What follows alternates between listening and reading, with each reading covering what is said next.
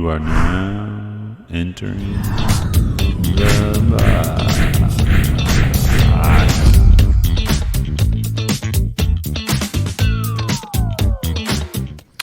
All right, welcome back to Inside the Box with Jeff Dillman and Cress Maddox with Masco Packaging and Janitor. Is that what, I thought it was supply products. For some reason. It's industrial supply. Okay. But it's a little bit of everything. So tell us a little bit about Masco. Well, we can probably tag team this, but Masco's a female family-owned business. It was incorporated in 1996. We cover probably a 150-mile radius from our territory. 60% of our business is packaging, which involves foam, bubble, corrugated boxes, tapes, stretch films. The other 40% of our business covers janitorial products, floor equipment, which would encompass toilet paper, roll towels, chemicals, can liners. What else, Cress? All kinds of stuff. Anything that your facility would need to basically operate.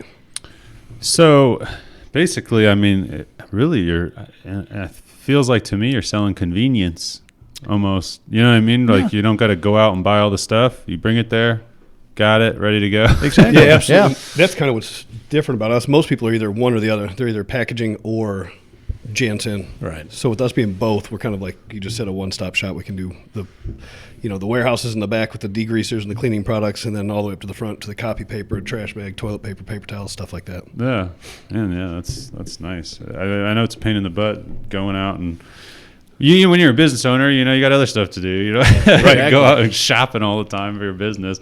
So what's your guys' positions at Masco? Chris? I'm a senior sales rep. Nice. And I'm the general manager. Okay. How long have you both been with the company? I've been there forever. It's family business. Yeah, he's part of the family. I've been in and out of the business since it started. Really, I started delivering there when I was in high school, and then on and off through college, delivering stuff. Kind of working in the warehouse, then got back from college and started sales position, and then so I've worked there. Nice. 20 years sales. Where'd you go to college at? SIU Edwardsville. Okay. Went down there, played soccer down there, and I always joked around. I was like, I almost went to Edwardsville, and I was like, it's probably better I didn't. I probably would have got a DUI. I was got to drive everywhere down there. Yep. I went to a small town where I could walk everywhere. That's funny. So, how long you been with? It would be my 9th year coming up in March. It's wow. kind of it's really it's flown by. I spent a 20-year career in government, and I got a little bit of everything on my background from former regional manager at Terminex with a little over 15,000 employees, and then I took a few months off and found this family to work for, and at my age, best decision I've made. It's been a fun 9 years. It's hard to believe it's been 9 years, but we all love what we do, and we love it when people buy and shop local. Yeah, that's what it's all about. That's awesome. How'd you get into sales? Is that what you were just interested in doing, or that was what was needed with the business, or kind of both? I'm the youngest of 5, so I'm used to being around a bunch of people and always big crowds. Lots of people. Are you guys all working in the business? No, my oldest sister Jennifer is, and then myself. My other 3 sisters, the middle 3 are not. Okay. Yep. Nice. So just used to being around big crowds and lots of people, and kind of just got used to. When did the business get started? 96, I believe. 1996. 96. Okay. So not like crazy old. How did it come about? It's a good story. Do you know? Kind of. In 96, my dad started what was maintenance. It's called Maintenance Supply Corporation, which is our sister company. Okay. And Maintenance Supply is a janitorial service and window cleaning company. So they come in, you leave the building, they come in at night, empty the trash, vacuum, clean, disinfect, sanitize, all that type of stuff. When you come back in, it's ready to go for the next day. Then they do commercial window cleaning, repelling buildings. They do residential window cleaning. Hanging off the Wyndham or whatever. Yep. And those guys love it. They love doing it. Then we do residential window cleaning and gutter cleaning, power washing, stuff like that. So that's how that started. And then my dad said, instead of buying products from another company like Masco, why don't we just start a company that can sell directly to this company? Yeah. So then those two work together, and that's kind of how Masco got started. Nice. Yeah. Keep it in the loop. That's where we are today. Self-sustaining loop there. That's right. Supplying and utilizing. It's amazing when you look at some companies out there how when you start really looking at what they're doing, like big companies, that's what they do. You know what I mean? They kind of start building their loop of, so they keep giving. It's like Amazon now; they're shipping their own stuff and delivering it, and it's just it's interesting, and making their own products. And but it's obviously it's the way to go if you can. Yep. So man, you guys, I feel like you guys have been out a lot in the I guess public, you could say, public eye lately. You guys got a lot of stuff going on. That's what we like to hear. Been doing the Salvation Army stuff. I know you brought one of those by to us. How many of those did you deliver? It was probably in the 30 range, Nice. And thank you, by the way. And as you can see, it took a team to make that happen. And we just recently got an award yesterday on the most kettles put out for the year. So, we want to thank everyone that stood behind us. And I'm blessed. The fact is that ownership allows me to get engaged and be involved in the community. So to take that time to do that away from, the current position in Masco. Yeah. But we're all about that, being involved in the community. Say everybody says you're everywhere. Well, that's good. Getting out there, Masco's everywhere. I mean, that's what you got to do. Yeah, you do. Somebody has to in the business. Yeah, I agree. And then we're all engaged, from Jennifer, our president, to Cress. Everybody's engaged somehow, some way. His dad just recently got inducted to Springfield Sports Hall of Fame. Nice. So, and Cress is a former. Well, he's in the Hall of Fame as well. So we all get involved and engaged. So every one of us. For what sport? Soccer. Nice. Yep. Is that what you played also? Yep. That's awesome. Soccer's a good sport, man. Yeah. Not getting too beat up out there like football. No. You got to be athletic. Well, American though. football. Yeah, you got to be able to run. You got to be able to run. Not the best runner ever. I'm done doing my running. Yeah, I did I'm not when I was running. younger. I'm definitely not running. So that's for So you're sure. telling me your daughter plays, your kids picking it up then from you? Enjoy that? Yeah, That era? they're all kind of involved in a little bit of everything. She does soccer, traveling soccer.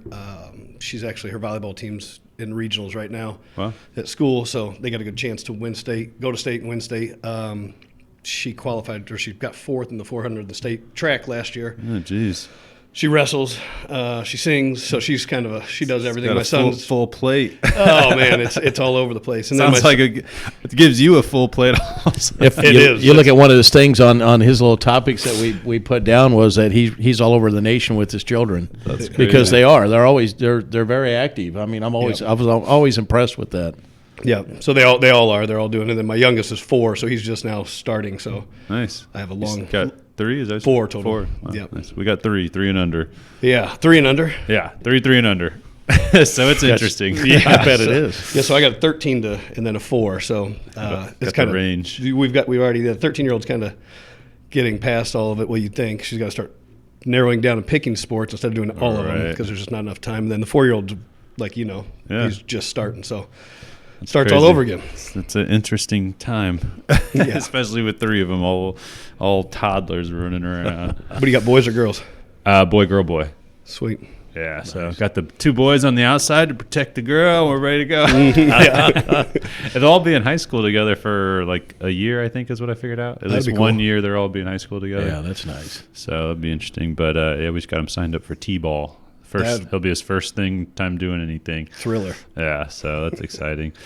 But it's, one of the things I worked really hard for early on. I'm glad I did. I don't know how anybody starts a business with kids, because I was working 12 to 14-hour days, back when I first got started. Now I couldn't imagine doing that with a kid. You can't really, unless you want to see them. Yeah, if you just don't want to have a relationship with your family. Right. So it's I'm glad that I kind of got past that step before we ever had kids. It doesn't slow down. How about yourself, Jeff? You got No children. We have a puppy, which he's 4 years old, Otto, the boxer dog, as we call him. And that was my first kid, Nova. But we obviously both love children. That's why I serve on another board that is involved in family services on placement of children that needs homes. But love children. We play with the neighborhood children, so we've got nieces and nephews. Of course, they're all really growing up now. So, but we're probably looking at adoption. We've been talking about doing a private adoption. Oh yeah, I remember you mentioned. Yeah, that so I think that's something that my wife and I are, hopefully this year we'll start rolling in, because I'm at an age where I need to do something, or I'll be dropping my child off at high school, and they'll think Shit, Grandpa's or get dropping off them off. Yeah, or Grandpa's dropping them off. You know, I don't want that, but I may be there already. That's funny. Yeah. It's all right. Might make for an interesting dynamic. Yeah. Well, a little story about that. In high school, I had a friend, Jim, and his dad was 78 years old, and we would always make fun. It's terrible. We'd make fun of him, say, "Is that Grandpa dropping you off?" And at first we didn't know it was his father. But he, had him at an older age, and now here I'm in that position. Yeah. And that's kind of unheard of, like, back then. Now it seems like more people are having kids, like, later. Yep. So I think it's a little, but that's why we just kind of banged them out. Yeah. I was like, I don't want to be, I want to be able to play with kids, and it's either that or we're adopting, and they're like already 13 or 14. Yep. So you just jump right into. Well, that's the way to do it. So. Well, that's exciting, man. Yeah, that's interesting. We talked about it at one point. I was like, it'd be kind of nice to give like a kid a absolutely a chance or whatever. Absolutely. Someone that's in a more unfortunate situation. But now we're just overwhelmed. I think that's out of the question for us. Yeah. Well, and it is. I can't imagine. You're trying to run a business. I look at all the activities I'm involved in, my wife's involved in. It's like, do we really have time? Yeah. You have to make time, obviously, but we look at that. It's like, well, you want to make sure you have the time, but you do have to make the time, set it aside. But that's something we're looking forward to. Nice. So that'd yes, be sir. cool. So you said 150 miles? About 150-mile radius. So I had no idea. Yeah. So give you an idea for us. We'll go anywhere first of all, and we'll ship out of state as well. So we're a manufacturer and distributor of liquid ice melt. So it's kind of like what you see highway brine put down on the highways. We sell a product like that traditionally goes. We will ship that out of state. That's a lot of unknown. People don't know that we actually manufacture that and sell that here in Springfield, Illinois. Wow. Interesting. But we will go all the way. Currently we go all the way to Eastern Illinois, all the way towards that area, all the way south to Effingham. Cress has been in St. Louis with several accounts. We'll go to Litchfield, Hillsboro, south almost to St. Louis, as I said before, and then all the way west to Quincy if needed. We usually stop around the Bluffs area right before you cross the bridge before you get into Pike County. Yeah. But we service probably over 175 schools. Healthcare is our big thing. We have over 13,000 dispensers up at Carl Hospital. We got SIU School of Medicine, and the list goes on. We always don't want to really tell everybody who we have because obviously we got people coming after you. we got our targets coming after us. But it is when you look at where we are today, and it's because of the family support and because of Cress and our sales team and really our entire staff. We're lucky to be where we are, and we're continuing to growing. But we are cautious and careful to know that we may have a small recession coming. We don't know, but we're prepared for that. We recently just got in a magazine in our business and distribution business. We got selected as it's like an industry magazine. It's an industry magazine, and they picked good old Springfield, Illinois, and nice. And our business out of all the distributors throughout the U.S. So that's kind of an honor. I mean, we kind of threw that out on social media because it is an honor. From the hard work of the family of starting the business to the team itself making it happen, because it doesn't happen with one. It's a team, obviously. Yeah. And I think our social media presence, quite frankly, was mentioned, that we are all over the place, and we're trying. We're trying. I'd say outside the box is what we're trying to do. We're trying to think outside the box. Yeah. What can we do different? So we want to be different than our competition, and we are. And that's something Cress can touch on, and what makes us different than the competition by what we do. Well, and I think the pandemic had a lot to do with that. Absolutely. It still has a lot to do with it. It hasn't gone away just because the pandemic's gone. As far as like how you guys are doing things differently. Yeah, how you do things differently. Yeah, had to change. Who wants to see you? If you can still go into facilities, if people are still working from home, or if they're so there's just a lot of. What have you seen? If people are those still like points of contention out there? Yeah, absolutely. Before it was very much routine. You knew people were going to be there. You knew you could show up. You knew you could walk in the building. You just knew what to expect. You could plan your days out much easier. Now it's kind of. People might be working from home because they got a sick kid because now they can, or they just so it's much. It takes much longer to accomplish things than it used to. No, that's true. And you look at we don't like calling millennials because there's a lot of people. I'm old, so I'm not a millennial, but But when you look at the younger ages, they're doing what everyone else does, computer. They don't want to see you in person. Yeah. But he is right. And, the pandemic has changed that, and it's still that today. It could be an excuse. I don't know. It's hard. And in our business, you want to get in front of someone eye to eye because, in sales, in exactly, general, you want to try to. I mean, we're not, we carry it a little step further. You need toilet paper. Yeah, you need roll towels. Yeah, you need can liners. We're going to focus on sustainability and show you ways that you can save money by, let's say that you're buying toilet tissue and you think, yeah, it's great. I'm buying it. It's wonderful. We roll it out. It's 800 feet, but you think you're getting 1,000 feet. We're selling you 1,000 feet for a lot better price. So we don't believe in what we call cheaters in our world, but there's a lot of cheaters in our world. But that hurts us where we can't get in front of people because now they're just like, yeah, whatever. I just want that. I don't care. I'm not going to change. That's right.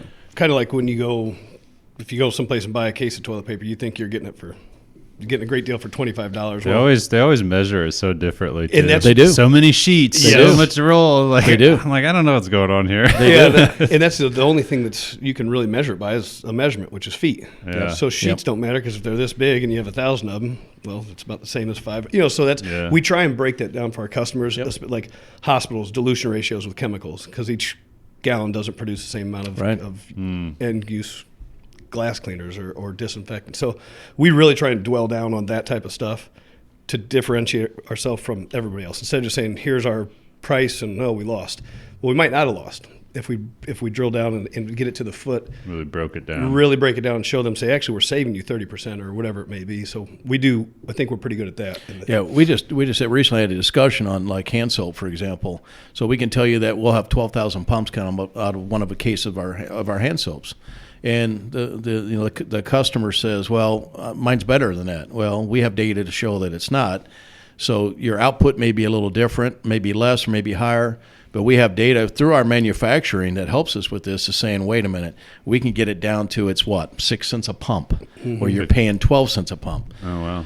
So it's really at first I thought 9 years ago, this is weird. Why are we doing all this? Is that what it costs for a pump of soap? Yeah, well, no, not necessarily. It depends on what type of soap you have. On around here. Well, you better not put a sign on the wall. But no need to wash hands. But it's interesting when you look at like can liners. So you're dealing with a can liner like most business owners do. We don't care. Yeah. But when you deal with healthcare, when you're looking at sustainability, less to the landfill.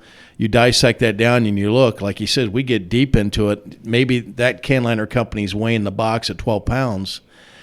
That's fine. That thick cardboard. Yes, exactly. But that's fine, but you're not getting a true measurement. Like your milling mics, that's what we measure by. And let's say you're buying weight of the bag, right? Exactly. And you're buying a 2 mil bag, let's say. And then we do a micrometer and we measure it and it's a 1.4. Mm-hmm. And you think you're getting a 2 mil, you're paying a 2 mil price. Now, that's where we really get down dirty. That's what's been impressive for me in my 9 years. I've seen Cress in the warehouse roll out toilet paper with the customer. No, I've seen it. I'll give them to my kids. Yeah. We'll put them on a broomstick and they'll run them down. It's happened. They'll run them down and see which one's longer. And you should see the look on their face. That's what you need to be doing for social media, man. Yeah, there we go. People would find that hilarious. Yeah. Well, we might be doing it. It's a race. Yeah. We might be doing that on our little podcast. We're trying. But people find that hilarious. But yeah, it's some people do care, some don't. When you say we're all about buying local, man. That's what it's about. We're a local family business, buy local, shop local. So when you're looking at a competitor, a big box store, and you're buying toilet paper, there's 232 sheets in this big mega rolls that you're getting. You're getting 30 of them. That's 6,000 sheets. This is where we can bore you, but we can save you. You're spending $40. You look at us, we've got 80 rolls, 502 sheets, 40,000 sheets. Compared to 6,000 sheets, and we're charging you maybe just $5 more.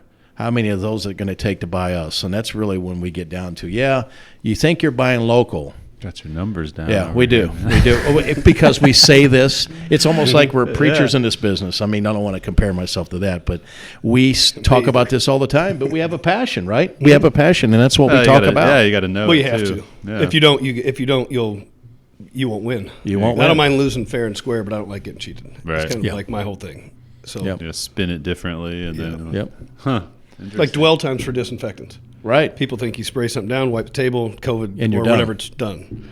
Not necessarily true at all. So there's different dwell times. So you've got to be able to really talk about it like in a hospital and say, this is a 1 minute kill claim for COVID. Yep. So this surface has got to be wet for 1 minute to get a kill. If it's wet for 10 seconds, you aren't killing. So you can transfer viruses and germs and stuff like that. If you aren't up to date on that type of stuff, you can really mess up. Yeah. So where do you? Is it the manufacturers that are like training you on all this different stuff? I was just getting ready to say that is one thing about us is ongoing training, and our manufacturing reps just do that. So we're heading down in April for another manufacturer training, and then Cress and I will be going to Jacksonville, Florida, to one of our shows. It's called the DPA show, and that's where we'll learn more. Is that the one you said you're speaking at? We'll be speaking at that one as well. So, and then we're going to ISSA. That's our show in Las Vegas in November. You guys need any help on that one? Yeah. Oh yeah.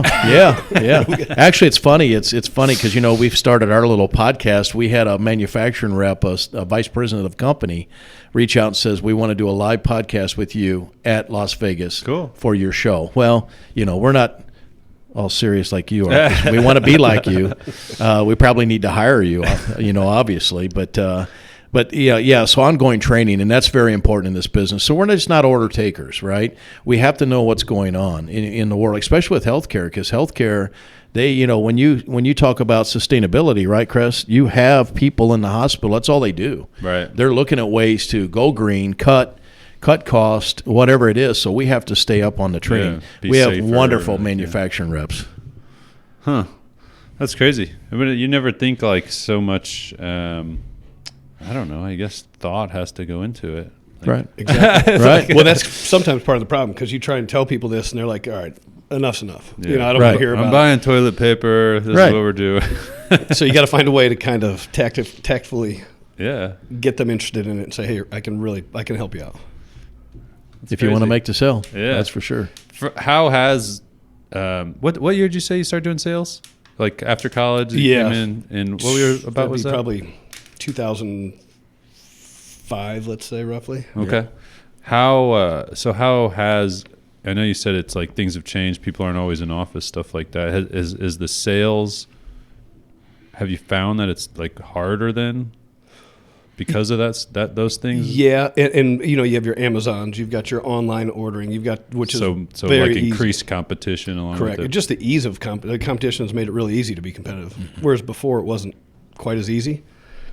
But now it's pretty easy. That's why we have our website, online website ordering site, going to be live coming up. So that'll help us out. I remember you telling me about that. Compete with them, but it's definitely gotten harder. Like I said, it's just so easy. I mean, how many times you get on, click something and buy it now and have it show up every day. But I mean, it's and sometimes it's more expensive, and I'm just like, I don't got to go to the store. Like, exactly. But you said it earlier, convenience, right?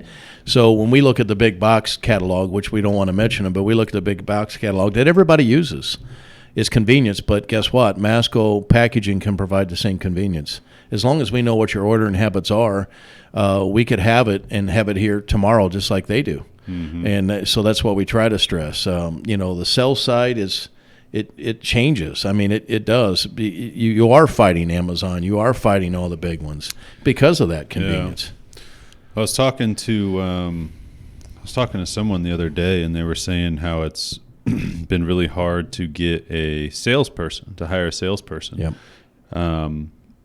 And I think something that's happening with a lot of businesses now is you obviously still need a salesperson to manage the accounts, do stuff like that, but a lot of things it's changing to the way that what did I say? I said maybe you don't need a salesperson, maybe you just need better marketing. Because someone said something to me once. They said, how did they put it? It was something along the lines of basically like, if you have good marketing, then the sales, then you just need someone to answer the phone, basically, which was kind of an interesting concept. Now, obviously, you still want the customer interaction and being able to talk with them and finalize sales, give recommendations, stuff like that. But I think a lot of businesses like that, like you think of Wayfair, like they're not selling furniture. Right. They're just marketing everybody else's furniture, which is kind of interesting. There's so many businesses like that now. Right. Well, to that point, I mean, they don't have sales reps going out knocking on your door saying, "Hey, you want to buy a couch?" Right. They're just advertising. Yeah, exactly. Marketing. It's really weird to look at that, and there's so many businesses like that I've realized. And Wayfair, a long time ago when I was buying something from them, I realized how their process worked, and I was like, "Man, this is just a marketing company. This ain't right." Well, one way his dad, when I first started 9 years ago, his dad built the company was eye to eye, face to face. Right. Yeah. I mean.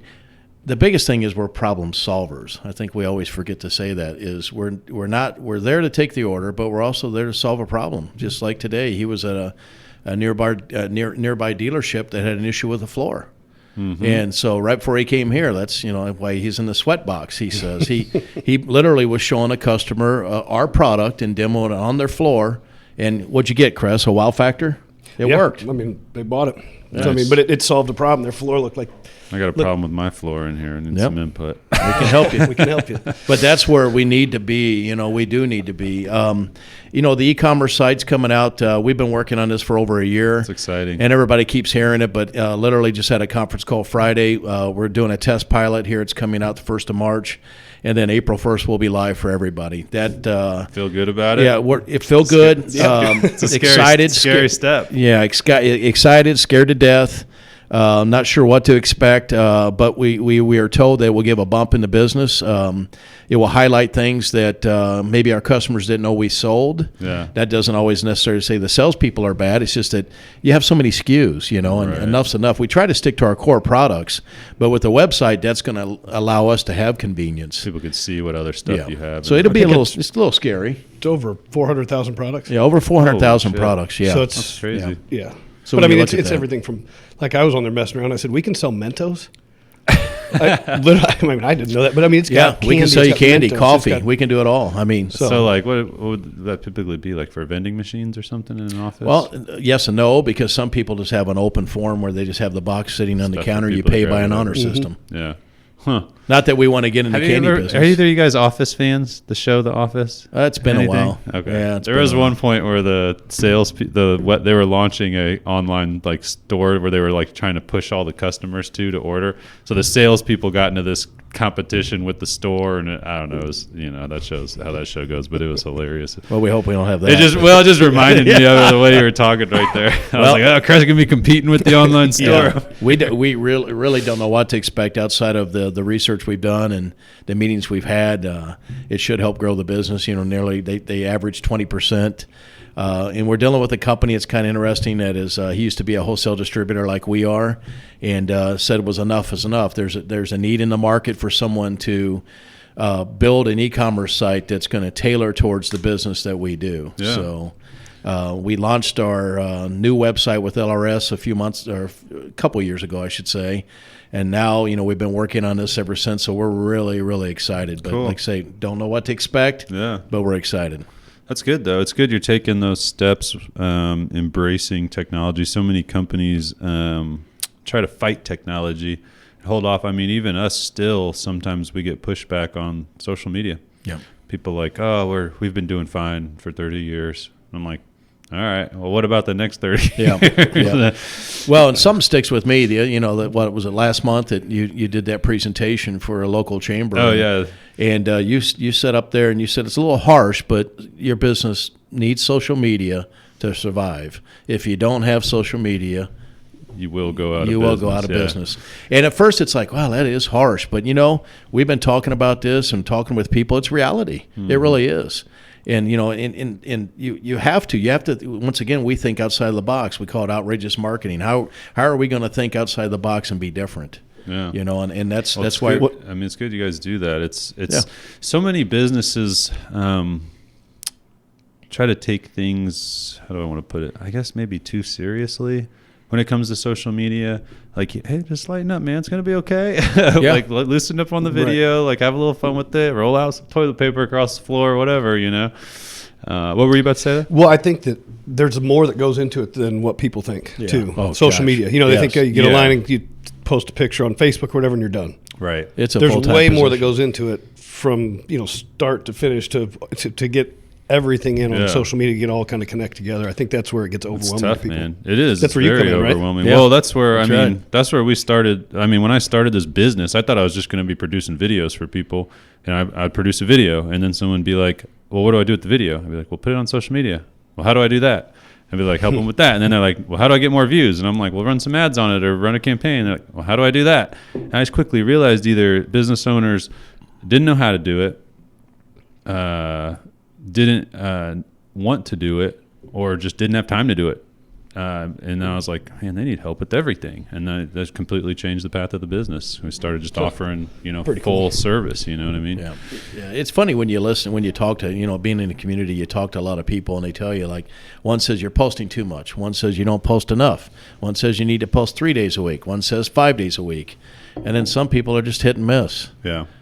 So I mean, it's all over the place. You can tell that, once again, why I guess you're doing what you do is they need an education and understanding. I mean, I suppose you can oversaturate. Yeah, I suppose that could happen, but I don't. So I used to think like that. I don't remember if I mentioned that in the talk, but I used to think that you just need to post once a day. You did mention that, and because you didn't want to flood out that post. Once you post, you want it to get out there, people to see it. But the way that the algorithms have changed, I honestly think the more you can post, the better.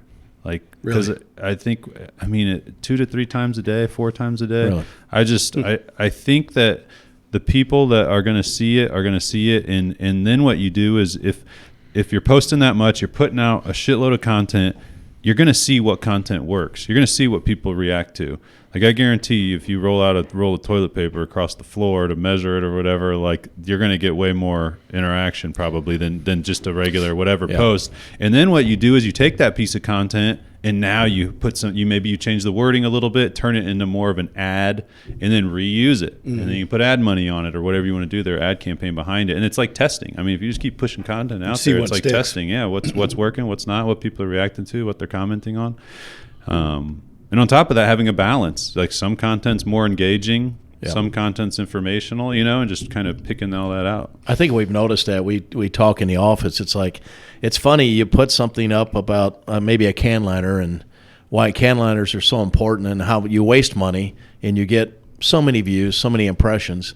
And then you talk about floor machines. It's like, floor machines got like doubled it, tripled it. It's just, it's strange. I mean, when you look at it, it's like, why is one topic, is it the time of day? I mean, I don't know. Is it the time of day that we do? Is that how the algorithms work? I mean, how do the algorithms Yeah, how do they work? Well, now they've changed it to where it's very much interest-based. So on Facebook, it used to always be that you would get information based on the pages you like, the people you follow, like what some of those people like, stuff like that. Now they're starting to feed you stuff that might not even be a page you like. Like, you probably see stuff that says suggested for you. They even tag it. Yep. So they'll just start suggesting stuff to you, and they just look at what you interact with, what you like, as opposed before it kind of had to be like you almost had to search it out a little bit or see an ad and like it. Right. So the more you're putting stuff out there and that stuff becomes successful, well, if some piece of this piece of content you put out might be relative to Joe Schmo over here, who watched something else about floor cleaners or something. So now it's like, oh, this is suggested to you. You might like this piece of content. So it's turning more into like a interest based. And the reason they're doing that is it keeps you on it longer. If you keep feeding people stuff, and they got it from TikTok. TikTok kind of changed everything, the way that these algorithms are working. So if it just keeps feeding you stuff that you want to sit and watch and listen and take in, then it's going to keep you on the platform longer, and therefore their data is better and their stock goes up, ads, all that stuff. It seems like you're being followed. When you look at something, all of a sudden it pops up. Yeah, I know. I don't know how they haven't been busted for audio, like listening. They're listening. There's so many times. I'm like, this is very clear. They're probably listening now. We just talked about it. I think the other day I was talking to somebody. I hardly ever talk about soccer. And somebody said something to me about soccer, like, we'll probably get one when we leave here. But and that little soccer camera popped up. It's so weird. Now, could that have been because they're targeting somebody with kids and Facebook recognizes they have kids? Maybe. But it was weird that I haven't got hit with it before. Yep. So what else is going on? You're part of Local First, part of the Chatham Chamber. Oh, you guys got all the memberships. So currently, it's hard to keep up with it all. So currently serve on the Greater Springfield Chamber of Commerce board. That was one of my bucket list things I wanted to do. Nice. I was past Ambassador of the Year 2018-19, Chairman of the Ambassador Group of Greater Springfield Chamber of Commerce. And then Chatham Chamber came and said, hey, you want to come in and help us build an ambassador program? So we built an ambassador program there of 12 solid ambassadors that are involved in the community. Past president of Local First. Seems like they're really I mean, pushing to get things rocking and rolling. I think you can probably honestly see the momentum there. The momentum is it's on fire. Yeah. I mean, it really is. It's a small community, just not because I live there. It's a small community that's really engaged. When you go to a meeting and you have the fire chief, you have the police chief, the assistant chief, you have the village president there. You don't see that in some, a lot of the smaller chambers. You don't see that when you're looking at the surrounding communities. Local for Springfield, and once again, it's what it's all about. I mean, it's buying local. So past president of that, actively involved in membership drives there. I mean, as far as capacity I've served on enough. I shouldn't say enough, but I'm done for right now. I've got enough to do. Plus, we've got a lot of things in the works here at Masco. Masco Packaging. We've launched a university program, what we call a university. So our first one's March 28th. And it's training basically. So we thought, let's do something different. We see these road shows before the pandemic. Let's just do it. We've got enough talent between ourselves and our manufacturing reps. So is it training for the businesses you work with? For the businesses we work with, or potential businesses. So like our first one's going to be stop spreading the soil, spread knowledge. So many people are using mop buckets and spreading the dirty water all over the place. So we're going to come in with a technique and show the professional's going to show us that how to do it right, and then how to choose the right fluorochemical, and then how to choose the right machine for the space that you're cleaning. So that'll be our first session. Nice. And so far so good. We got a good turnout. It looks like we're shooting for 50 people. We're going to do it at Masco in house, and then if it gets big enough, we'll take it out. Then our second universities, I don't remember dates precisely, but our second university is going. That's coming. That one's going to be floor equipment. So once again, just strictly floor equipment, how to choose the right machine. For instance, you can buy a machine that's too big, you can buy a machine that's too small. So we're going to get you in the right size, the right fit, to make sure that you're getting the best bang for your buck. Some of these floor machines can clean 15,000 square feet and up. Yeah. So it all depends on what you have. Our third university is going to be what 60% of our business is. It's going to be box, so basically packaging with our box manufacturers, and we're going to tie that into void fill, which is Rampack, one of our companies we use that shows you that if you got just what it says, you got space in the box, and you need to make sure it's filled so your product don't adjust. So we have a product that we sell, through a partnership that will show you how to utilize recycled paper and get rid of peanuts and foam, which are being outlawed. The peanuts are being outlawed in some states out east. It seems like it's always those inflatable bags now. Yep. Yeah. And then we've got our broker that's coming down that we deal with. That's going to be showing you the right tapes, the acrylic tapes, the hot melt tapes, what tapes to use for your box, and what types of stretch film and all that to use around your product. And then our fourth one in December is going to be strictly on can liners. So right size, right fit, right price. What is interesting in this business in my 9 years is that it's a can liner. It's sold as a commodity, not anymore. Right. You want to add to that, Cress? It's just not sold anymore as a commodity. I think a lot of people are still selling them as commodities. They are. We are trying not to. So we're trying to show you. I think a big thing is, like I said, going back to COVID and people and the lack of people. And the lack of, you need more equipment because they don't have as many people cleaning. You need the right product and know how to use it to get the job done correctly. Right.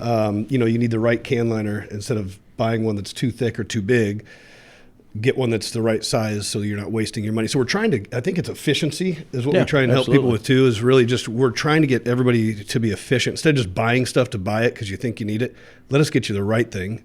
The right size, like Jeff was saying, if you have too big of an auto scrubber and you can't clean this room, should you just got a smaller one so you can clean the whole building? Right. So stuff like that. We're trying to, if you got to spend less money but do a better job, we're willing to do that. We're not just trying to sell you the most expensive thing to try and make a sell and have you not be happy. We're trying to make you as efficient as we can. Nice. Yeah.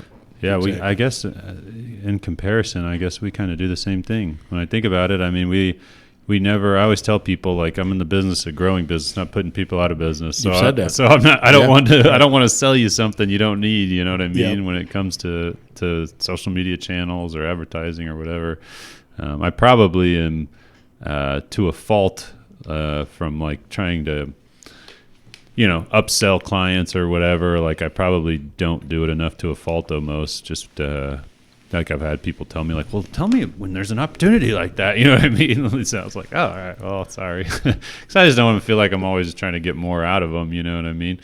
So it's, I just got to think about that more and be more strategic with it. Well, you want to earn the trust and the respect, and that's the same thing we do. You walk into a facility and they're using 2, maybe 3 bags in a can. It's like, what are we doing? Well, they're leaking. So we're going to show you that maybe you won't use the same Miller mic, and we'll get one that's not leaking anymore. A little more mill on that. But thing. we'll engage and bring our manufacturers will come into the facility and do a study, and it's free. Wow. They'll come into a school cafeteria during lunch hour, the heat of the moment, and really, dissect it down to say, first of all, you got 7 can liners, you got 7 different cans.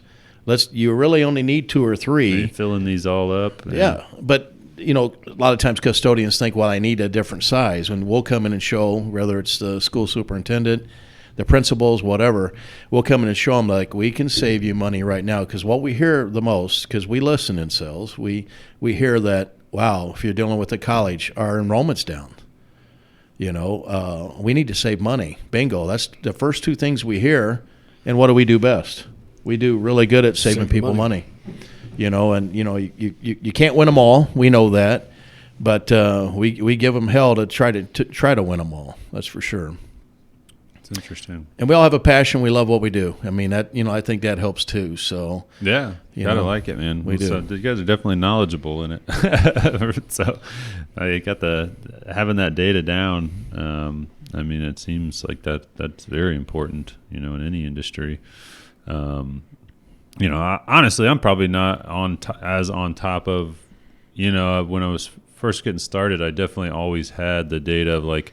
This age and these percentages on these platforms, and I don't like. What am I trying to say? I guess I don't. I haven't used it as much. Like when I'm talking to people, I haven't had to use that data as much until like we're actually looking at it, and I'm like, all right, what's going to be best for this person? Then I analyze like current data. But that's interesting stuff. I wouldn't have thought there's so many things to think about when it comes to that. Nobody does. Yeah, no, that's why we try to educate. And when I think 9 years ago, it's like, so just go buy your toilet paper. Who cares? But now it's as we say, a dog eat dog world. And you really gotta look into it. And when you have a passion for something like you're going to come out with that passion, and you're going to be sincere, and then you just scratch your head like, what in the hell? What? You're still going to just do that, even though we've had a situation where we came in and showed a facility, Cress, $35,000, maybe $50,000 savings, and they said, no, we're not going to switch. Really? Did they just not believe the savings? Well, the savings is in front of them, so I don't know what the answer is because we really never got an answer. But that's frustrating. That happens sometimes. Those are the ones that suck. Yeah, because you're like, oh, we got this. It's like, why? Yeah, just not at this time. We're not ready to make it's like, man, you think you're like, we got this one. This is a done deal. What I think makes fun about this position is when I looked at this 9 years ago is. You consider there should always be growth. You don't want to be overconfident, but there should always be growth. Mm-hmm. Why? Because everybody uses toilet paper, everybody uses facial tissue, hand soap, hand hygiene. So and when you look out here, we have so many, over 13,000 businesses in Springfield, Illinois. We don't have all them. We don't have all them. We'll never have all of them. But look at the opportunity that the team has. The team can knock on every door and have an opportunity. But that goes back to like we were just talking about. Sometimes, everyone says we buy local, we're part of the local groups, and right. Everybody says how much like local support they give, and in all reality, we can go knock on their door and say, hey, who are you buying your boxes from? Oh, are they local? No, they're out of Chicago. Yep. Well, we can match the price or beat the price. Why wouldn't you? It's just, I don't know. We don't want to change. It's just, we've known him for a while. They're comfortable. But, they just preach this local thing. But they advertise it. I buy local. Mm-hmm. I shop local. Right. Every $100 spent locally, $58 stays in the community. That's strong, and that's that's some data that's out there. Yeah. That's one thing we looked at Local for Springfield and we talk about. But we do have these conversations all the time. It's like it is what it is, but I don't understand. You're not buying local, but you're advertising you buy everything local. It's frustrating. It gets very frustrating. Yeah. Especially when you can show generally, 80% of the time you can show a cost savings. It's a high percentage you can show a cost savings, and that's where just now I guess you just you might close the door and yell and scream, but you just scratch your head and walk away. You just find somebody else. But I guess maybe they'll come back around. Wait for times to get tougher. Yeah, I guess. Yeah. So you keep going back without being annoying. It's that fine line of it's like, hey, we're still here. The but little I don't touches. Yeah. So you got to kind of the sales process. Yeah, sales is. Yeah, I hate ever feeling like I'm annoying somebody. You know what I mean? Even when they're like, follow up with me in 30 days. I'm still like, 30 days is up. All right, I guess I'll give them a call. Just doing my due diligence here as a business owner. Yeah. Anything change? What do they tell you in sales? Yes is a yes, a no is a no, a maybe is a no. Yeah. I've heard that all my life in sales. It's like, well, he said maybe. That's a no. Yeah. Because he just can't tell you no. Signature. And that's one reason why, with the sales involved, this change, like Cress was mentioning, is it's harder to, are you really getting an honest answer? Because I can't look at you in the eyes, But, I guess the nice thing about us is we can leave our card. We can leave that we did it in a professional way, that if you ever need us, we're there for you. Yeah. So that's the thing, that's too.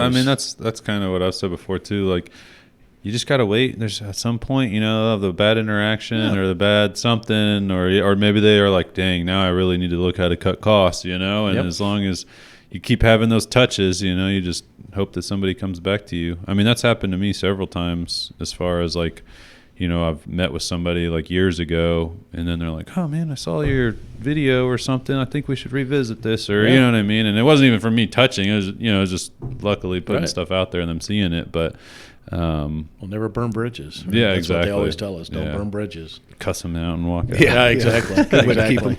Just do that. Save you. Do that when you get in the vehicle. Do that when you get in the vehicle. Well, that's tough. Yeah, I mean, I guess it would just be existing relationships or something. That's all I could see there. Well, I think they have so. Like a strong existing relationship or a friend or something, and like I'll pay a little extra to help my buddy out. But what we have to do in sales too, we get back in our vehicle and we look at we'll look at ourselves in the mirror. If we're together, we can look at each other. What did we do wrong? Mm-hmm. Maybe our swing wasn't right. We have to do that in sales because sometimes it is us. It's our approach. Yeah. Well, I think too, it's not their checkbook. Exactly. I mean, if I'm spending not your them money, making the choices, who cares if I'm spending a little bit extra money? It's your checkbook. Yeah, I'm not getting a bonus here. For this. Yeah, let's give you an example of the big box catalog. So we're dealing with a business over in Decatur, Illinois, and I said, what's it going to take for us to get your business? And we're helping you out, but we'd love to have more of your business. We understand respectfully that you may have somebody you like in the industry, and we get that. That's what we want from you. But what's it going to take? Because we know, I get a free grill if I buy so much. Well, what do you got to buy to get a free grill? Well, it's $3,000. I'm like, maybe I'll just go down to the hardware store. You want me to buy you grills? We're talking about here. It's like $200. Hey, true story. I'll go down for $79 a Weber grill if you buy from us. No, I want to get my points up so I can get the grill. I like that weird Not stuff. the business owner, but trusted on buying the supplies. Yeah, interesting. But, I was ready to go buy a grill. I'll give you the grill right now. I didn't need no points. He was going to get the hot dogs. I'll throw in the hot dogs. Yeah, I'll even cook them for you. What the heck? Funny. Yeah, that's interesting, man. I've never been in like, I'm trying to think how. I've never been in a position of like, I guess like, I don't know. I say that this business I've been very, I guess, fortunate in the way that a lot of my clients I've had to sell them, but it's more like typically they've came to me for one reason or another. Someone recommended them, or they saw content we made. I guess it's kind of that good marketing, and then have the sales. But I've never been like in a position. I guess when I was delivering newspapers back when I was like 10 years old, 13 years old, going door to door trying to sell newspapers, but not like going to businesses, knocking, having to go through the whole like cold call process and stuff like that. I'm trying to think. I don't think I've ever been like in situations like that. So it's kind of I try to think about how I would handle that, and it seems like I always come back to, I'm just going to put out another video. What's different? It's like, car sales. Yeah. You go to the car salesman and say, hey, I want a car. Yeah. Right. They don't usually come to us and say, hey, I want can liners. Mm-hmm. So you got to go tell them, so it is a different sales process or approach if someone's coming to you looking for stuff all the time. Well, it's educational too, because you'd have to say you have to really understand like what does that company do? So you have an understanding. So you can at least, we always say in sales, you're a chameleon. You have to be. But, you also have to, honestly, heartfelt found, you have to understand what that company does so you can at least go in and talk a little bit intelligently to understand. So how do you, if you're profiling, a company to go potentially sell to, do you, take a look and, try to analyze, all right, they have this many people, they probably have this many trash. You know what I mean? Are you, thinking about that stuff? Cress, do you want to cover that one, Cress? I mean, they're all different. Yeah, they're all different. But lots of the, we'll do, industrial. See a big warehouse, lots of cars.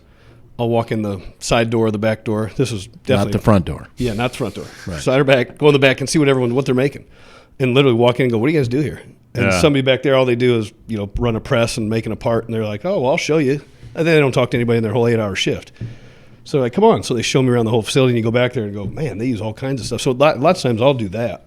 Interesting. And that's the most fun because I don't know what I'm walking into, but you walk in and you go, holy shit, you guys make all this stuff here? Mm-hmm. And they're proud of it because they're making it. So that's a good way for me to go in to some of these You've businesses. been successful with that because if you walk in the front door, the gatekeeper's going to stop you. Right. You walk in the back door, you can ask for we're forgiveness. giving away secrets now. Maybe I shouldn't ask. You can be thrown out of the back door. That's happened to us as well. But you can't be afraid of that, right? But a lot of times it'll allow you to kind of see what the customer's using to understand. I mean, really, it's when you go in the back, you can have an understanding. Cress does a really good job with that. He may have an understanding before he walks in, but then he goes in the back door and we do care though. So it's just not like we're doing intelligence. Yeah. But we do care because we want to help watch your business grow. Yeah. That's what we're all about. Well, if you know at least a little bit of data, then you can it makes it that much easier to discuss the benefits with them or how you could save them money, whatever. Yeah, and you don't want to be deemed as just a salesperson. Right. Because like I say, we're a lot more than that, Well, I know for us, I guess it's probably easier because the businesses are purposely putting stuff out there that you're going to see. So I'm like, that person had a billboard, they ran a commercial. Right. I heard, I don't ever listen to the radio hardly, but sometimes I'll turn it on just to see who's advertising on there, seeing what's going on. And it's crazy. I'm like, God, I can't believe this person's paying this much for. I know what billboards cost. I've bought them before, and yeah, I mean they're out there and they have their place for certain things, but and it also depends on what your budget is. If you have a big budget, then throw a billboard into your marketing mix. But when you think about it, it's I cannot believe people are spending, $1,200 a month for this one billboard that's gone next month or whatever. It's just. But I think crazy. the problem with billboards is you always say McDonald's, the sign, turn right here. Mm-hmm. And I know, in advertising that billboards, they put too much on. Right. You're not going to see it because you're driving down the road. So if you're going to do a billboard, I guess it's changed. I was selling radio, way back, and it's changed so much. And I've seen the decline. I'm not saying radio's not needed. That's not my position to say, but it's got its place like everything does. But that has changed quite a bit. When you look at a 60-second spot, what you're paying for it. And you really got to have a branding campaign to really even be noticed. And, you're going to spend a ton of money on a branding campaign. Yeah. But, you have to. You have to some form of advertising. As we all know, the first thing that people do is what? They cut their advertising. Yeah. Their advertising. Whether it's you or whatever it is. Yeah. Absolutely. Yeah, it's crazy that people think that way. I mean, I guess we put out some content based around it one time. When things are turning down, you want to be the person that's getting seen, man, that's out there. Yep. And usually a lot of times advertising is cheaper at that point too, depending on the platform. The thing that's a little bit frustrating with us is that, obviously the radio station, they kind of, most of the money they get to keep, whereas we have a budget that gets paid directly to Facebook or whoever it is, Google. So that part always kind of sucks from that standpoint that you kind of have to, that money gets funneled off. But we always break that down though. We're very straightforward. It's here's your budget that's getting spent on actual ad spend. Whereas most of these businesses, if you go to one of them or if a salesperson comes to you, I mean, I don't know if you're ever in the office when people come trying to sell, Google advertising, they'll say oh yeah, give us $500 and you'll get this many impressions on Google. well, they tried to sell me that one time at another one of my businesses, and they didn't know that that's what I did. And I'm like, okay. And I'm like, well, how much of that money is actually getting spent on Google? And they're like, well, it's not. It's just that's how many impressions you'll get for that much. And I'm like, yeah, but you have to pay Google. So what's their cut? And what am I paying you? I was like, I understand you guys have to make money off of doing this. So I just want to know how much is going to them, how much is going to you, and I'll decide if that's a fair amount for the impressions. And either they don't know or they won't tell you. I may not get the lingo right, but you always hear this is like, well, you're not coming, your search engine, you're not number one. Yeah. We can get you to number one. Never. You hear that all the time. I think you might have covered that in your discussion. If anybody ever tells you that we'll get you to number one on a search engine, you can never guarantee that. Yeah. You could pay to be the number one in the ads. You know what I mean? That you could do, but to say I'm going to get you to number one on Google it's never guaranteed. You just don't know. Now, I mean, over years of like really diving in and putting blog posts and keeping your site updated and doing backlinks and all these different things, yeah, there's a pretty good chance that you can get to number one, but it takes a lot of work and a lot of money. Yeah. It's also crazy what some of these companies charge for like ongoing SEO. It's nuts. I was gonna say that can get pretty expensive, can't it? I mean, like, and I don't know. It's weird because a lot of times when I meet a business that's paying a lot of money for SEO, I'm like, well, what are they doing? And they don't know. What's SEO? It's search engine optimization. So when you build a website, you build the site to be optimized for search engines. You want your pictures tagged, you want your text properly tagged, you want the proper keywords throughout the whole site. But if the person is not adding to your site or updating your site ever, there's nothing else. There's nothing else you're doing. Right. Like there's nothing else. You can't say I have ongoing SEO if you're not updating anything or changing anything. If they're not. Now, if you start doing blog posts and doing what's called backlinking, which is like, say, so a backlink would be like if you guys had a blog on your website and you made a post about being on my podcast and you linked our website in that blog post, that'd be a backlink. As you get your website linked on more pages, it helps you reach out to more people. Rise up. It certifies, it helps like legitimize your business on Google and you become, more of a source or whatever. So that would be like a backlink and that helps you. It is interesting, the SEO rating, because I know going through the whole website operation it's all graded. So, but I don't think you'll ever be 100. When you look at a scale up to 100, I don't think you'll ever be 100. I think some of our pages are 82, 86. There's a lot that goes into it. But a keyword, like you said, just a simple little keyword, and like instead of a trash bag, or maybe you say trash bag instead of can liner, what we say. Mm-hmm. It was amazing, just a little tweaks of just the verbiage. If the company that's doing it is researching that, I always say like, okay, you call it a trash bin, but 90% of people out here searching are typing trash can. Can we say trash can on your website? Right. You know what I mean? Yeah. Like I have that conversation with people, and sometimes they want to, and sometimes they don't. But obviously, there's some sacrifice there. I think I was more angry. It couldn't be to 100.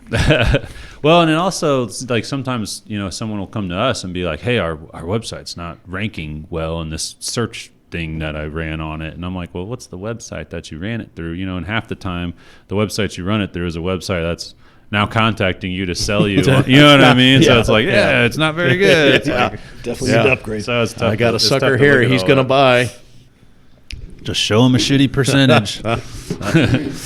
So what's up? What else is happening over at Masco, man? You guys got the university going. You guys got the podcast you're doing. Well, we started the podcast. Fun. And honestly, that I guess you're our mentor. So we look at budgetary wise right now. It's something we probably not in position to do. Maybe forecast would be. So we just sat around, said, Cress and I sat around, because a lot of times we're just sitting around putting things off one another and banging each other's heads. But we just said, let's do a podcast. One particular individual in the office didn't tell me this, but told some of the fellow people, that's a dumb idea. I don't know why he came up with that. Well, it's just kind of funny. I won't ever say his name, but he knows who he is. But we did the podcast, right? So we did it, and it's raw. That's what you want them to be. They're raw. I mean, our first podcast we did a few takes. We finally just said, screw it. We're gonna do it, and just no cussing. Let's keep the cussing down, and so we did it. Well, it's funny. Then he's out in the community, and 5 or 10 people said, "Hey, what's on your podcast Monday?" And then, Andrew's doing a presentation at the local chamber, and all of a sudden Andrew points over and says, some people are doing their own podcast. And wait a minute, you said social media. You have to do social media. Well, then he comes to me, and we were at another function out in the community. It was a Springfield Chamber event. It was a RISE event for the youth. Yeah. And comments came up. 15 people asked, "What's on your podcast on Monday?" Nice. It wasn't me that said it. It wasn't Cress, but because Cress is an innovative thinker. We come up with some crazy things. But so he comes in the next day. He says, "I got to eat crow. I'm eating crow." I just thought it was the dumbest thing, but it's great. So now he basically holds the phone for us and kind of records it for right now until we get like you. But so we wanted to once again think outside the box. Yeah. What's our competitors not doing? What do people want to hear? How can we showcase some of our customers that we've saved them money and we've made a difference in their lives and their business? So we're open just about anything, We're in a position now where we moved over. We're our 5th year in our building. We went from 1 loading dock to 3 loading docks, and we're in position now where we'll probably have to be thinking about long range of adding on. Beautiful. You guys own the land next to the building? Nice. Yep. Yeah, That's nice. Awesome. His family's got some of the ground next to us, but we can add further out towards Stanford if we needed to be. That's just something that has to be thought about. But eventually, because you guys have some nice events there for the. Well, I'm like, man, they always got it set up. We do. Actually, was it your mom then or was that a supplier that I won those Cardinal tickets from? Was that a supplier? That was a supplier. Okay. But his mom was there at the event. The whole family was at the event. That was awesome. So it takes a lot to do those, though. We got to thank the staff and the warehouse. It takes money and time. It does take money. It takes time. So we'll probably scale back a little bit this year on those, but.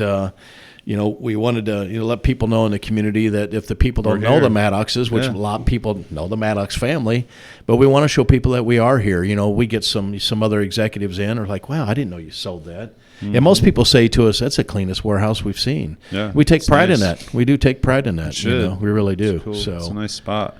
That was perfect timing. So those tickets wanted at the event there. I think it was a local first event. Yeah, we had one in April. My wife was pregnant, so I took her, and that was like our last date before having our last child. Yeah, that's cool. It was like one last date here before we got the new baby. So we had a lot of fun. Last date.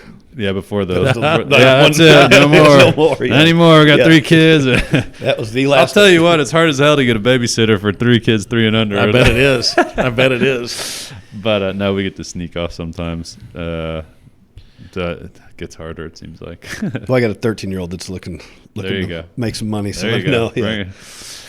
She'll probably never want to come back again.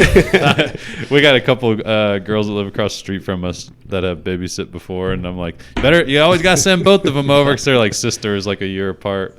But it's been fun. That was nice to have those events and get people in there to see the place. I think we're gonna try to do some more this year. We did a grand opening last year that was really big, and we had a couple bands, and went up and did the whole 9 yards on that, and it was a good time. So people are already asking me, they're like, are you doing another party this year?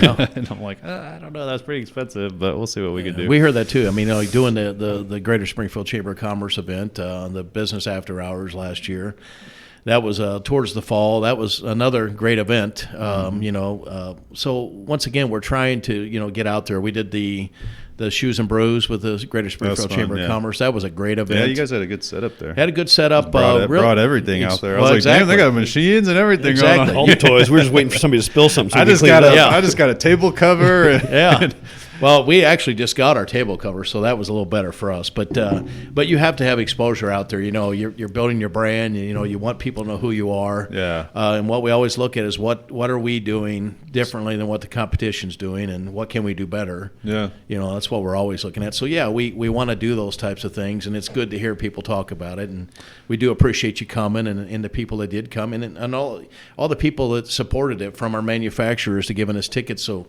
you could win to go on your last day. Yeah, that's awesome. The I feel like Springfield's a good town too, because it's like small enough where those things are important to do at these events and be at these events, but it's big enough that there's like quite a few businesses and there's some good economic activity going on, and it's kind of an interesting sized town, I guess. It's like that right there. So once you get to like Chicago, it's like, what am I doing? A local first event? What am I doing here? It's like local block. Exactly. So yeah. Well, your $3,000 food budget just went to 30. Yeah, exactly. I can't imagine being a small business trying to do anything in a giant city like that. But it's nice to be able to do that. Then you can use local vendors, reach out to your local vendors, use your local people, and it just affects a lot of people. It really does. Like we will scale down this year on what we're doing, just to focus on with the website, e-commerce site coming out, and just keeping current staff situated and happy, and and keeping our sales growing the way going the way they need to grow and go, I should say. And just not play it safe, but just be cautious. Be cautious. How about from a marketing perspective? What else have you seen that works really well for you? Anything specific? I know you guys do a lot on social media and in general, just getting out and stuff like that. Anything else you've seen that's been successful for you? Our sell sheets, I guess if you look at marketing, our sell sheets, handouts, our manufacturers will create anything for us if we need it. Nice. And most likely, most of the manufacturers have it on the website. So but people want to feel in touch. So if there's cases that we may not have a machine, a floor machine that they want, the guys do have marketing materials that we can have it customized just for us or for the salesperson. Cool. Cress uses a lot of that, and then he can take that out. So I think getting people around and doing live stuff demos, too. Demos where they can touch it, they can feel it, they can see it. And you get a group of people, and one person's like, "Oh yeah, I have one of these. I love it." And they start talking and kind of selling for you. You just kind of sit back up and like, "Oh, I'm here. Yep. Here's whatever you guys." Yeah, I think that's a good way to do it. It makes people confident and comfortable with you and the products. Well, then that's a good point. University thing then might work out well in that respect. I think that will help. I had a salesman that was he's no longer with us, but he wanted to take a machine out for a demo, and he didn't know a whole lot about the machine. I wasn't too concerned because he had, once again, the marketing piece that would pretty much tell you that it's such and such tank, it's going to run this long on the battery, it's going to clean this much floor. He takes we drop the machine off for him. He goes there, he comes back, said, "Did you sell it?" And he goes, "Yep, sold it." I said, "What'd you say?" He said, "Nothing." They turned the machine on, they ran it, and they bought it. Nice. So we always joked about him, and if he'll hear this eventually, that he was the guy that could sell without talking. It's a Jedi. There it is. But, here's your piece of paper to look. But that marketing piece and like Cress said, the live demo made a world of difference because people do want to feel in touch for that amount of money. Yeah. Well, if you look at an auto scrubber on a piece of paper and you see, let's say it costs $4,500, you're like, okay, maybe. Yeah, I don't know if I can maybe means no, that. So, right. But when you come here and you put the auto scrubber and all of a sudden we clean your floor in 10 minutes, you go, well, that's way easier than the way I've been doing it. Yeah. And it's cleaner, and all this dirt that you just scrubbed off the floor, we actually dumped out of the building, and now it's not just spread all over. Then you can see it and really see it working to where they're like, oh, shit, I need one of those. Mm-hmm. Yeah, we had a local restaurant. Interesting. Local restaurant was spending an hour on mopping the floors. Floors were sticky. Spent an hour. Stunk. I hate when a place has sticky floors. You see the guy mopping the bathroom and then come out to the living area. Spreading the soil all around. We dropped the machine off, called the same day and bought it. Wow. Not only did we cut labor costs down, got his floors cleaned, probably wasn't using the right chemical in the first place or maybe too much of it, but that's what, once dropped again. it off from just to test it. Yep, and we don't do that a lot because, then they end up cleaning their facility and they don't need to buy it. Yeah. But we felt we had a good relationship and we felt that it was a good opportunity. We to did, do it. and whether we sold it or not, it was still a good opportunity. And once again, to show that we think a little bit more on the educational side to help you out. But that was a demo. So that's why we feel these universities are going to be good because the people that come to this are film them. We will. They'll be the end users and they'll actually get to see or touch, and that is the hope that, hey, wow, this was great. I need one of them, boss. Or boss says we need some of them, and so we're looking forward to that. You get a bunch of custodians at a college or something saying we want that, we want that, we want that. Usually they get it. Yeah, That's the thing. I think going back to efficiency is if you can clean this, and no one likes scrubbing stairs or doing certain things. Well, there's a piece of equipment that they can clean stairs with now because it's easy. Yeah. And like I said, it's easy and it's efficient, so they'll do it. So if you give them the correct tools that makes it easy and efficient, most likely they're going to do it. If it's pain in the butt and it's hard, they're probably not going to do it. Do you got anything that wipes kids' asses? Well, my 13-year-old daughter, like I said, is looking for money. Well, I'm sure we have something. But. Yeah. No. Well, what? Anything else you guys want to hit on? I mean, geez, we freaking knocked it out. I think we can go anywhere. What else is going on? Anything coming up? Anything exciting? I know you got the university stuff. You'll probably be reaching out to your clients about that, letting them know. Yeah, what's already going have. on. We haven't focused past March right now because we're focusing on March. But you'll see that'll be blasted out as much as we can. Really, the biggest thing that we really need to focus on right now is the e-commerce site. Yeah. So that's where we really need to get that message out. We will have some marketing material for that. The launch is coming, and that's big. That's really big. That'd be cool. I'm excited to see it. Yeah, we're really excited too. So, but that's really probably the biggest thing that we should really focus on right now because it's been a long time, a lot of work, a lot of behind-the-scenes work. Do you have an official launch date yet? April 1st. April 1st. Now, it could be sooner than that, but we know for sure it's going live April 1st. Whether I'm missing a hand or a finger. April Fool's Day. Gotcha. Yeah. Well, that's what Cress said today. I said, I never thought of that, but no. It should actually go off without is. a hitch. But it's amazing. Hey, then at least you got something to say if there's a problem. Yeah. We were kidding yesterday. But you Should don't run fine really, today. I think maybe you do, but you don't realize that to drag and get content and then to put the content into a form that they need to pull it in to the e-commerce site, it just floored me. It just never thought that it would take this long, it to me that just shocked me that there's no matter what anybody says, it was a lot of time put into it by many people, and little things like dashes that we put in, and all of a sudden, well, you can't have that dash in there, even though the SKU number for the manufacturer's down to that, So it's believe me, it's or you mess up the consistency of naming or something. Well, and then here's the other thing. Since we've been doing this, we've had 1,463,000 exaggeration cost increases. Price increases. Right. It's crazy. Yeah, go back. It's crazy. So that's something we didn't really touch on, but we're dealing with price increases every day. It's controlled by petroleum and the stuff we sell. We tend to talk a lot about chemicals and all that, but on the box side, on the packaging side, that's a lot of dictation by when you look at your resins, your films, and that's all dictated by petroleum and costs like that. So then you look at that, and you just got to quit thinking about it. The website's coming out, and then it'll link with our current system that we use in our industry.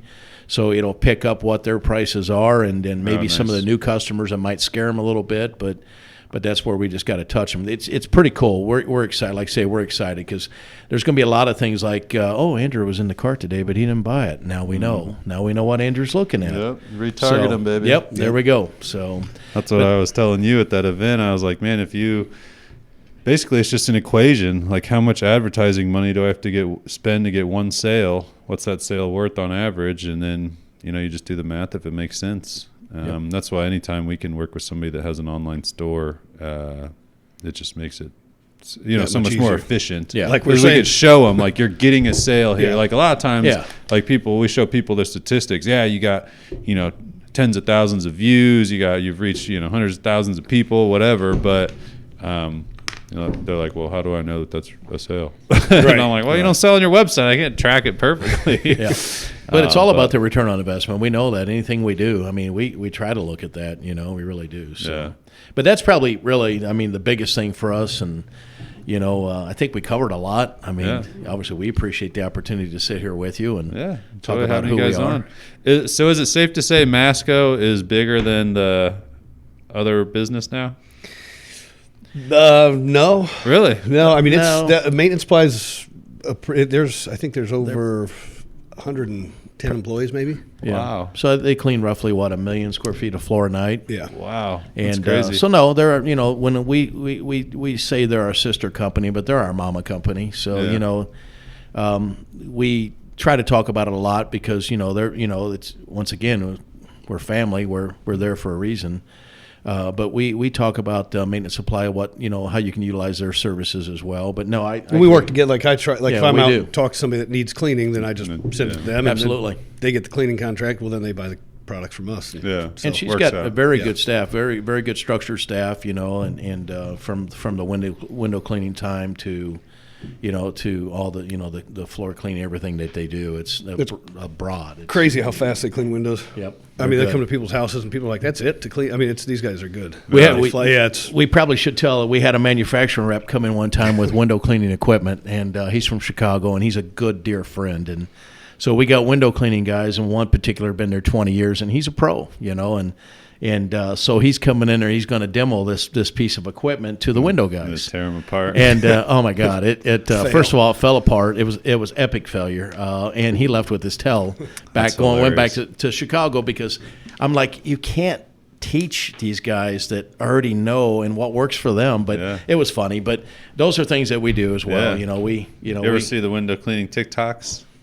I don't think I have. Millions of views, man. People drawing pictures, doing BMW logos, and it's crazy. I can't believe how popular those are. Yeah. I was like, I never thought window cleaning would be so damn popular, but it's that weird stuff, man. Like, I think they enjoy just rolling out fucking toilet paper across the floor, cleaning, doing something on the floor, cleaning a floor demo. Like, if it cleans it where it's like completely different, like it's a satisfying factor that people love, man. It's crazy. And if it doesn't, you blame it on something else. Yeah. Don't post it. Yeah. That's exactly right. So, all right, final question. What's the most challenging aspect of everything you guys do over there in the Masco business? We both probably can answer. What do you think the most challenging is from your side? For me, would be time management with kids, sports, family, and work. It's pretty tough. Mm-hmm. Yeah, I mean, you got volleyball practices that start at 3:30, or soccer practice in Bloomington is at 4. I mean, it's work hour is not even, the work day is not even over. So there's just a lot going on. So when with 4 kids, I mean, it is tough to stay up with everything. It's a juggling act, as you'll see here in the next few years. You're gonna be with T-ball starting. It gets tough, and that's where Jeff helps me out a ton. I'll send him stuff and say, hey, can you do this for me? And he next morning will have it done, or he'll have me an answer. So we kind of ham and egg it pretty good. Yeah, we do work together. That's probably the toughest for me, is the time management with everything going on. I mean, time management in general. I mean, you think you're good at time management, but we look at a perspective as a general manager is when you have salespeople and you have a team and then you have your own responsibilities, sometimes it is hard to juggle, and some things do get put aside, and you do have to refocus on that. When people want a price, they want a quote. When a salesman needs a quote, they want it fast. And sometimes it's a challenge because we're not 100% perfect, and all of a sudden, oh gosh, he called, he needed that, she needed this, he needs this, and you don't ever hear when it's good. You don't. You don't. When it's bad. But I think it's bad, you're like, fuck, you dropped the ball. My fault, man. I just had somebody ask for a website, and they wanted it done like crazy fast tomorrow. And I was like, we've never done a website that fast. I was like, I could probably get it done, but 1, I'm going to have to do it. And 2, I'm going to have to work in some costs to take my family on a little vacation, because they're going to be pissed at me that I wasn't around for the next 5 days. So I was joking around about that. But, it's time management's tough. It's important, but it's easy to wait. Like, there's little things. It's easy to get pulled away from something. I mean, here all the time, like, I even was telling my wife, I was like, man, I feel like I almost need to schedule 1 day at home a week, because like when I'm in here, I'm always getting like pulled away or like questions or something, and I'm like, I just got to bang this shit out. Yep. I agree. So I've kind of thought about doing that at some point too. When you get done, you want to go spend time with your kids. Yeah, family. You want to be done with it. It's like I don't want to go work. I want to spend time with them and hang out with them and see how their day was. And I mean, I think that's extremely important. Obviously, I've got 4 kids. That's what I've been trying to do, is come in at 5:30, 6 in the morning, work for an hour or 2 hours before everyone comes in, and really just try to stay focused and get back in line. You know, sometimes that's hard, but that's what I was going to do this morning, until my daughter was all of a sudden in our bed at like 1 in the morning, kicking me in the head. It's like, God, what is going on? What are you doing down here? That was a fun night. But I got in by 8:30 still. Just not the 6 o'clock I was planning on. Maybe tomorrow. Well, it was awesome having you guys on. What is the website? MascoPackaging.com. There it is. April 1st. MascoPackaging.com. Coming soon, baby. Yeah. Order online. No right. joke. Buy local. That's right. Shop local. Thanks a lot, guys. Thank you. Right on. Thanks. Appreciate it.